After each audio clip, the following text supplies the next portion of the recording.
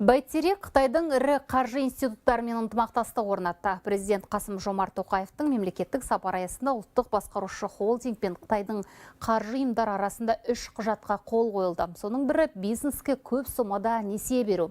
Осы және өзге де келісім шарттар жөнінде тілшіміз баяндайды.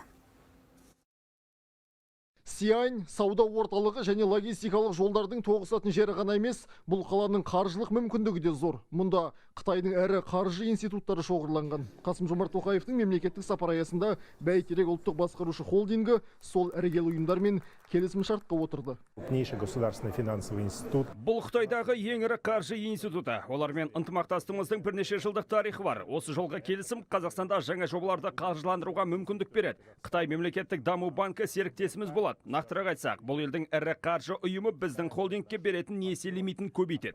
Қытайдың сауда өнеркәсіп банкімен де алдын ала келісім жасалды. Бұл ұйымда Бәйтерекке бөлетін несие лимитін ұзартады. Сонымен қатар Қытайдың ең ірі инвестициялық банкі де біздің елге қаржы құяды. Беспрецедентное событие. Жергілікті іскер топтың айтуынша, Қытайда қазақстандық компания басшылары бұрын-соңды бұлай көп жиналмаған. Шынында да Қытайлық бизнес Қазақстанмен ынтымақтастық орнатуға құлшынып отыр. Әрі олардың біздің экономикаға инвестиция салуға деген қызығушылығы жоғары екенін байқадық. Бұл инвестициялар негізінен индустриялық инновациялық дамуға, ұлттық өнімнің экспорт несиелеуге және жасыл жобаларға бағытталмақ. Қазір тараптар осы салаларға басымдық беріп жатыр. Бұдан бөлек Қазақстанда 258 миллион долларға Чанган, Шери және Хавал көліктерін шығаратын мультибрендті зауыт салу жоспарланып отыр. Жасалған келісімдер міне осы бағыттарды қамтиды. Қорған Қонысбайұлы, Марат Диханбаев, Дулат Ентебеков, Хабар 24, Сиань.